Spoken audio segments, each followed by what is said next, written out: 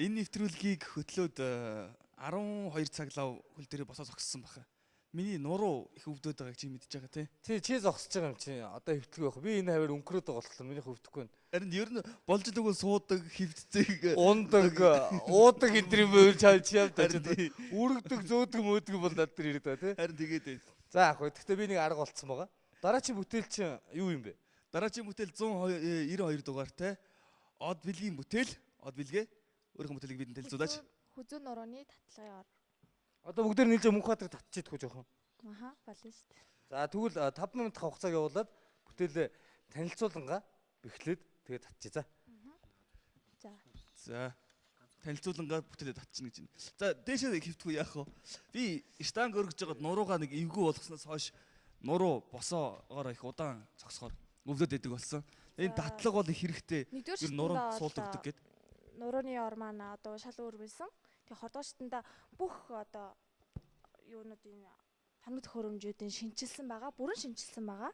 Юуг шинжилсэн бэ?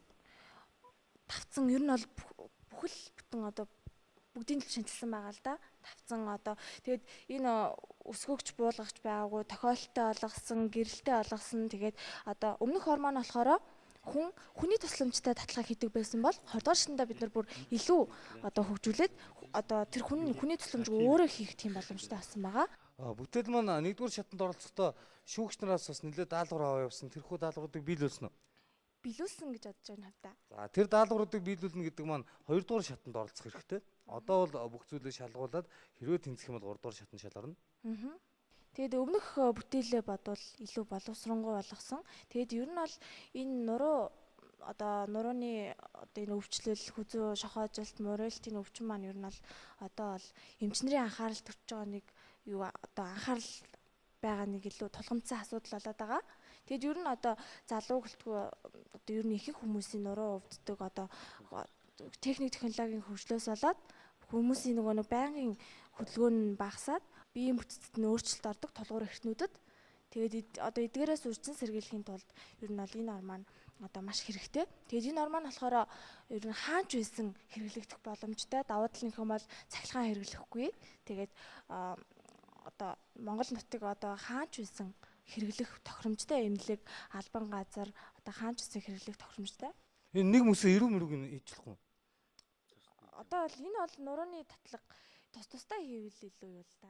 Яг найдвартан дээр багалч хийж чадахгүй хөдөлгөөнгөө. Тэгж бодлоо. Яагаад энэ төгөлдрөө. За одоо энэ талтай байгаа энэ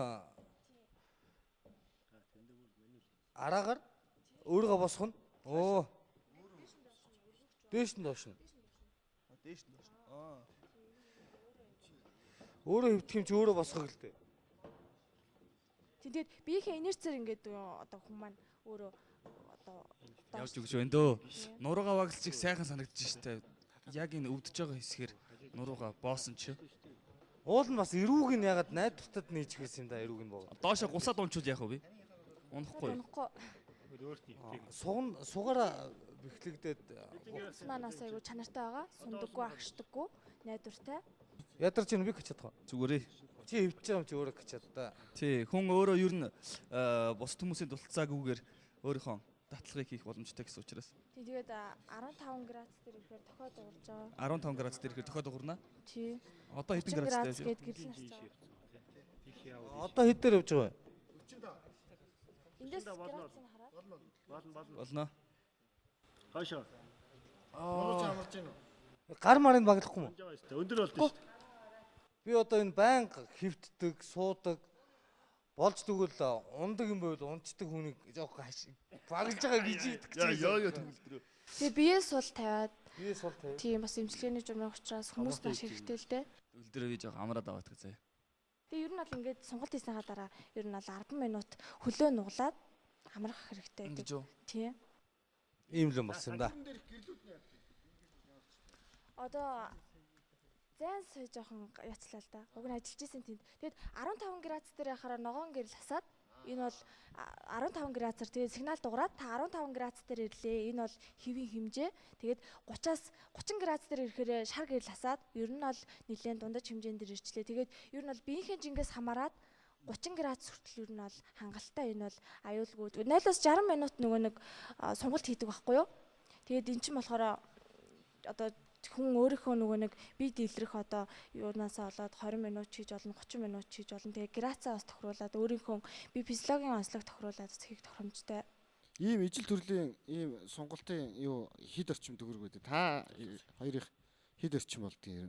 Ер нь ийм автомат байна уу? Би Имлүүдээр бэт юм байлээ ш нөгөө пиццэг хэмжлэгээний. тэгээ ямар үнэтэй? 7-оос 10 сая. Манай энэ болохоор өртөг нь 250 мянга. Надад бол үнэхээр таалагдчихэв. Нуруу татсны дараа болоос л гоёж болох юм шиг байна. За бүгд одоо буу ажлаа өргөжлүүлж хийх юм шиг. Ажлаа хийх үү? Ажиллая. 3 дахь шатнд чинь хүмүүсээ санал асуух гээд байгаа шүү дээ. Тэгэхээр ер нь хүмүүс хідэн дөрөөр зарахыг чинь сонсчээж ийм би авч хэрэглэнэ үгүй гэдэг шийдэн шүү дээ. Тэгээ 250 мянга чинь зөвхөн материалын зардал шүү дээ, тийм ээ. Тэгээ ажлын үйлс юу гэдгийг тооцоод ер нь хідэн дөрөгөнд наатаха борлуулах төлөвлөгөөтэй байгаа. Ер нь бол 500 мянга бол хангалттай болно. Хэрвээ амьдрал дээр хэрэгжилж байгаа энэ төстэй орнууд 7-оос хэд өгдөг лээ? 10 сая. Байдгийн бол 500 мянган төгрөг энэ бүтээлд болох хаа тий? Тийм тэгээ ер нь энэ чинь өртөл нэг материал нь айгүй олдцтой. Тэгээд өртөг зардал багтаа босч байгаа учраас. Ямар хугацаанд босох вэ? Одоо нөгөө захиалга өгвөл чи ямар хугацаанд нэгийг хийх вэ? Ер нь бол 14-өөс 21 хоногийн хооронд бол чөлөөтэй. Нэгийг үү те? Цааш нь тэгээд ер нь ямар байдлаар энийг улам боловсронгуй болгох гэж бодож байгаа. Ер нь бол ингээд энэ бол илүү боловсронгуй болох боломжтой. Грацийн одоо нөгөө хүнд ил харагддаг ч юм уу те. Тэгээд илүү одоо нөгөө цаг маг бүр одоо автомат болох талаас нь бас илүү бүр сайн хөгжүүлнэ л дээ. Наадах чинь одоо тэр юуг нь өргөхтэй ингэж хажуу талаасаа биш ингэж татдаг байж болох уу? Болно шүү дээ. Яг хөвтөж байгаа хүндээ арай илүү юу тал болно л доо. Илүү бүр ахстай болж байна. Бидний яг шаардлагыг бол нэгдүгээр биелүүлсэн байна тийм ээ. Хоёрдугаарт бол цаашаа бол нөгөө автомат болох асуудал байгаа. Гэхдээ зүгээр хоёр хөлбөртэй байсан дээ шүү дээ. Ийм механикаар нэг авах хүмүүс байна тийм. Автомат болчоор арай үнэтэй болчих шүү дээ. Тэгээ хоёр хөлбөртэй хөгжүүлвэл зүгээр баг. Тэгээ энэ бол хэрэглээтэй. Миний хувьд бол цаашаа явах болцоотой бүтээл гэж үзэж байгаа. Ногоон. 2 ногоон, 3 ногоон. Баяр үргээ бүгдээрээ.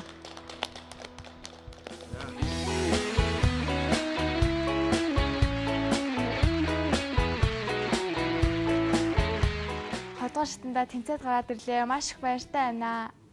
За тэгээд энэ бүтээлээ илүү боловсронгуй болоод орсон. Шүүгчнэр бол маш өндөр шалгуур тавьсан. За шүүгчнэрийн шалгуур тэнцэндээ маш их баяртай байгаа. Энэ бүтээл нь бас одоо нийгэмд илүү эрэлттэй байх талаас нь шүүгчнэр илүү байсан. Аавын нуруу өвддөг байсан. Тэгээд одоо нөгөө нэг татлах хийгээл тэгээд бид нар ер нь аавч гэлгүй ер нь хөгшин хүн ч гэлгүй одоо бид нар залуу хүмүүс ч гэсэн ер нь нуруу ингээл байнга нөгөө суугаа ажлаас болоод нөгөө хөдөлгөөний хомсдолд ороод тэгээд ер нь нуруу суух ер нь бол тийм анхан шатаасаа тийм олдмол өвчнүүд ер нь бол хийх өртсөн байдаг. Тэгээд бид нар ч гэсэн нуруугаа татаад ер нь байнга байдаг. Тэгээд хүмүүсээс манай орыг аваад татлага байнга хийдэг. Тэгээд ер нь бол айгүй маш ач тустай. Монголын ард түмчин бол юм бол шийжэн л сайхан бүтээлүүд одоо хийж байна. Тэрийг одоо ихэнх хэсэг нь одоо яг хаана хандаад энийгээ яаж одоо хөгжүүлэх үү гэдэг талаасаа бас хаана хандхаа сайн мэддэггүй бас цаг хугацаа алдаад дээр нь эдийн засгийнхаа одоо бас талаас одоо бас тэр бүх юм төгөлдөр болгож чадахгүй цаг хугацаа алддаг.